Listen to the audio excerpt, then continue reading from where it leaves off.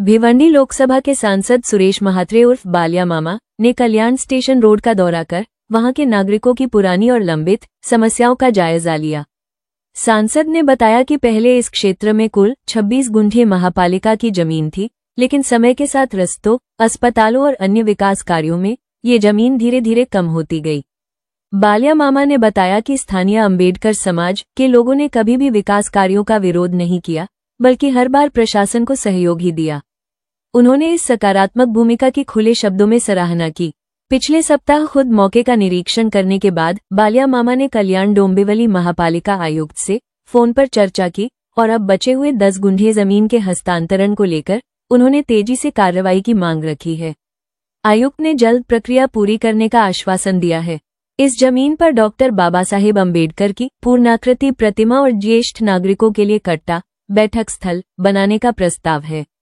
बालिया मामा ने कहा, ये सिर्फ एक जमीन नहीं बल्कि सामाजिक सौहार्द, इतिहास और विकास का प्रतीक बनेगी।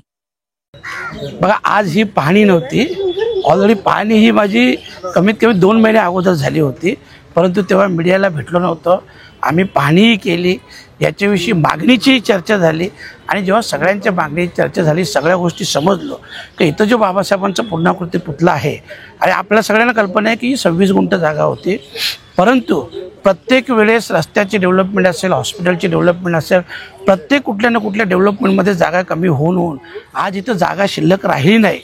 परंतु कधीही आमच्या आंबेडकर जनतेने कुठल्याही विकास कामांना विरोध केला नाही, प्रत्येक वेळेस विकासासाठी सहकार्य केलं आणि म्हणून सगळ्यांची आमची चर्चा साधारणतः 1 महिन्यापूर्वी झाली की ही जी मागे जागा आहे ही महानगरपालिकेची जागा आहे आणि ही जर जागा आपल्याला प्रशस्त जागा मिळाली तर बाबासाहेबांचा पूर्णाकृती पुतळा असेल, ज्येष्ठांसाठी नागरिक कट्टा असेल, वाचनालय असेल किंवा अभ्यासिका असेल, अनेक विषय जे आहेत ज्यांच्यातून लहानांपासून थोरापर्यंत सगळ्यांना फायदेशीर अशी इथे एक वास्तू निर्माण केली जाईल, ज्या वास्तूचा आदर्श देखील सगळ्या कल्याणकारांसाठी, डोंबिवलीकरांसाठी असेल।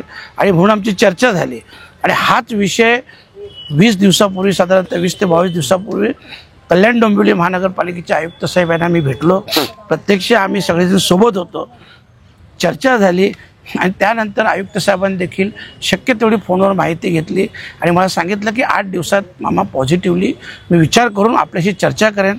पुन्हा 8-10 दिवसात जेव्हा चर्चा झाली तेव्हा आयुक्त साहेबांनी सांगितलं की ही जागा आम्ही तुम्हाला देऊ शकतो, फक्त काही तांत्रिक गोष्टी आहेत, थोडे दिवस वाट बघायला लागेल, परंतु ही जागा आम्ही तुम्हाला देऊ शकतो आणि ह्या सगळ्यात चांगली कामं इथं होत असतील ते सगळ्या कल्याणकारांसाठी एक आनंदाची गोष्ट आहे। आणि म्हणूनच आज पुन्हा मी या ठिकाणी आलो।